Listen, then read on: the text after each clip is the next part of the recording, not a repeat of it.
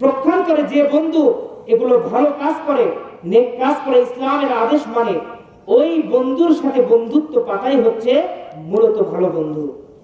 এটা আল্লাহ তাআলাকে সন্তুষ্টি করার জন্য এই বন্ধু পাতানো হয়।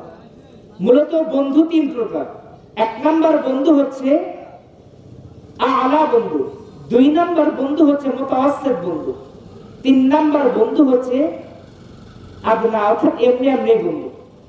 উদাহরণ দিলে বুঝবেন যে কোন বন্ধু যদি আরেক বন্ধুর কষ্টের সময়, তার কষ্ট হয়েছে, টাকা পয়সা হয়েছে, সে অনেক কষ্টের ভিতর আছে, এই কষ্টের সময় সে আরেক বন্ধু যদি তাকে বলে, বন্ধু তোমার কি হয়েছে, তখন সে যদি বলে, বন্ধু আমার টাকা হেরে গেছে, তখন আরেক বন্ধু বলবে, তোমার টাকা না হেরে তুমি টেনশন করো না, আল্লাহ পাক রব্বুল আলামিন তোমাকে টাকা দিবে এবং আমিও তোমাকে টাকা দিয়ে সাহায্য করতেছি।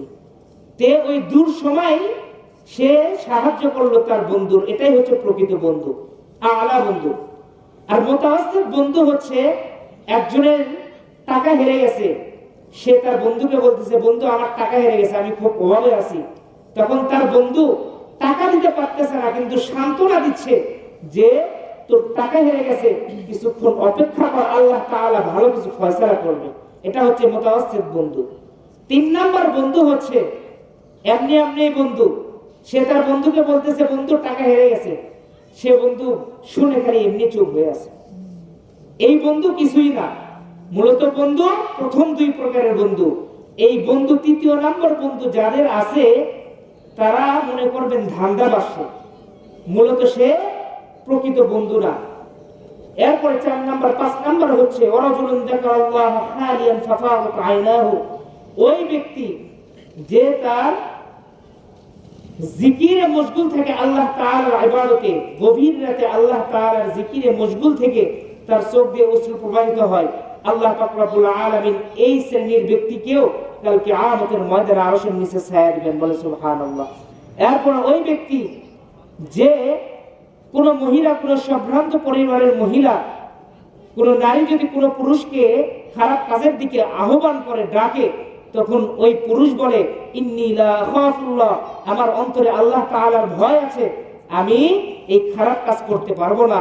আল্লাহ পাক রব্বুল আলামিন এই শ্রেণীর ব্যক্তিকেও কাল কিয়ামতের ময়দানে আরশের নিচে ছায়া দান করবেন। এরপরে 7 নাম্বার হচ্ছে ওই ব্যক্তিকেও আল্লাহ পাক রব্বুল আলামিন কাল কিয়ামতের ময়দানে আরশের নিচে ছায়া দিবেন, যে ব্যক্তি দুনিয়াতে দান করে, কিন্তু দানটি এমন হয় যে ডান হাত দান করলে তার বাম হাত এর কোনো খবর রাখে না। এরকম দানওয়ালাকেও আল্লাহ পাক রব্বুল আলামিন, দানকারীকেও কাল কিয়ামতের ময়দানে আরশের নিচে ছায়া দিবেন, বলে সুবহানাল্লাহ।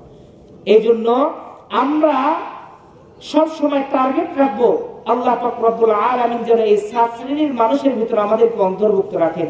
আমরা যদি এই 7 শ্রেণীর মানুষের ভিতর যদি অন্তর্ভুক্ত থাকতে না পারি, কাল কিয়ামতের ময়দানে আমাদের এগুলো আমল দিয়ে কিছু আসবে না। আল্লাহ পাক রব্বুল আলামিন বিনা হিসেবে আমাকে জাহান্নামে দিবেন। এইজন্য আমাদের টার্গেট থাকতে হবে, নিয়ত থাকতে হবে, আমরা যেন এই 7 শ্রেণীর মানুষের ভিতর অন্তর্ভুক্ত থাকতে পারি।